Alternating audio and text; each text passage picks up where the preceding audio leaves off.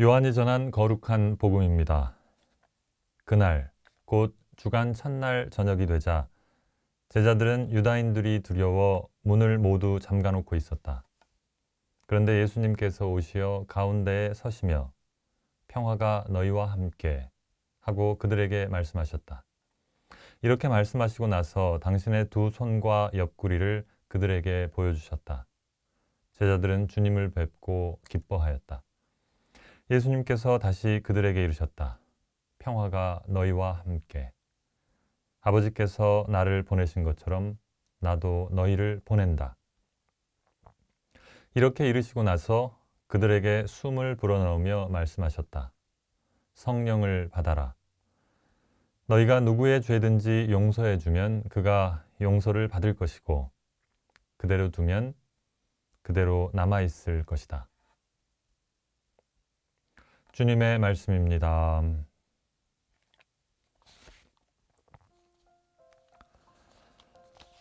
지난 50일 동안 우리는 예수님의 부활을 함께 기억하고 기념했습니다. 특별히 예수님의 죽음과 부활로 우리가 구원되었다는 믿음을 되새겼습니다. 오늘로써 이 부활 시기가 끝납니다. 교회가 정한 부활 시기의 마지막 날이죠. 어떤 기간의 마지막 날에 우리는 그 기간 동안 이룩하고 완성한 것을 축하합니다. 졸업식 날이 그렇잖아요.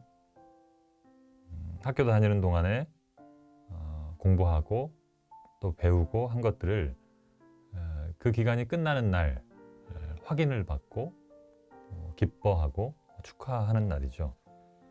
당신의 사명, 당신께서 아버지 하느님으로부터 받은 미션은 죄에 물든 세상을 구하는 것이었습니다. 부활 시기의 마지막 날에 우리는 예수님께서 세상을 구하시는 일을 성공적으로 마치셨음을 기념하고 확인하고 기뻐합니다. 예수님께서는 당신의 죽음과 부활로 우리를 구원하셨습니다. 마지막은 항상 시작입니다. 예수님의 사명이 끝난 자리에서 교회의 사명이 시작되었습니다. 예수님의 미션은 죄로부터 세상을 구하는 것이었고 교회의 미션은 그 사실을 선포하는 것이었습니다. 예수님께서 당신의 사명을 완수하셨음을 기뻐하는 부활식의 마지막 날에 우리는 교회의 시작을 기뻐합니다. 제자들에게도 예수님으로부터 받은 사명이 있었습니다. 오늘 복음에 나오죠. 아버지께서 나를 보내신 것처럼 나도 너희를 보낸다. 교회는 이렇게 시작되었습니다. 예수님의 죽음을 목격하고 뿔뿔이 흩어졌던 제자들이 예수님의 부활을 체험하고 다시 모여들기 시작했습니다.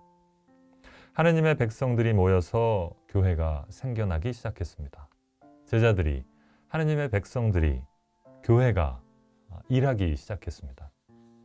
골방에 숨어서 두려워 떨던 제자들이 큰 길가로 뛰쳐나와 목숨을 내걸고 무언가를 외치기 시작했습니다. 예수님이 그리스도이시다. 예수님이 구원자이시다. 예수님은 주님이시고 그분께서 당신의 죽음과 부활로 우리를 구원하셨다. 이렇게 외치기 시작한 거죠. 오늘은 성령 강림 대축일입니다. 성령께서 오신 것을 기뻐하는 날이면서 교회의 시작을 기념하는 날이기도 합니다.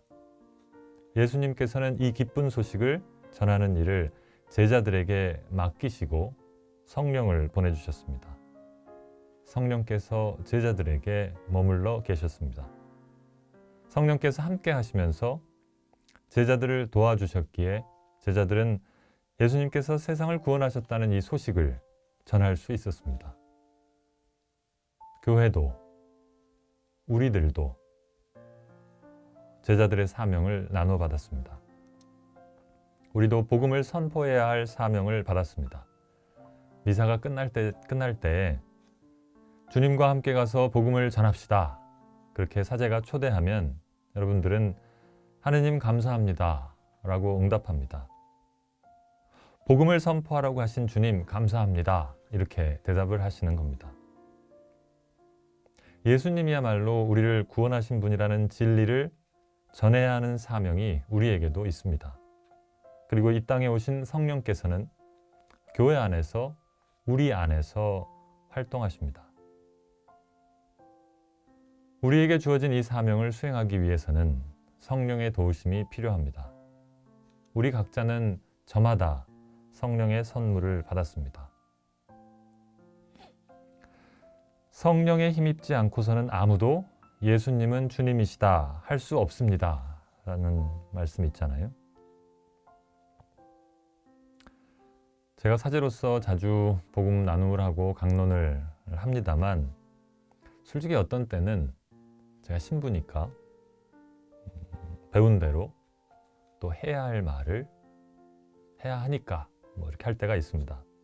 그런데 어떤 때는 와 정말 그렇구나 라고 느끼면서 내적으로 확신에 가득 차서 강론을 할 때가 있습니다. 그런 때는 말 그대로 성령이 충만한, 성령이 가득한 상태라고 스스로 막 취하기도 합니다. 그런데 신기한 것은 그 전자 있잖아요. 내가 그냥 신부니까 배운 대로 내 일이니까, 선포하는 일이니까 또 해야 할 말을 이렇게 전하는 경우에도 성령께서는 활동하시는 것 같습니다. 이 말이 제대로 신자분들한테 전달이 될까? 쭈삣쭈삣 하면서 강론을 했는데 미사가 끝난 다음에 어떤 신자분이 저한테 다가오시는 거예요.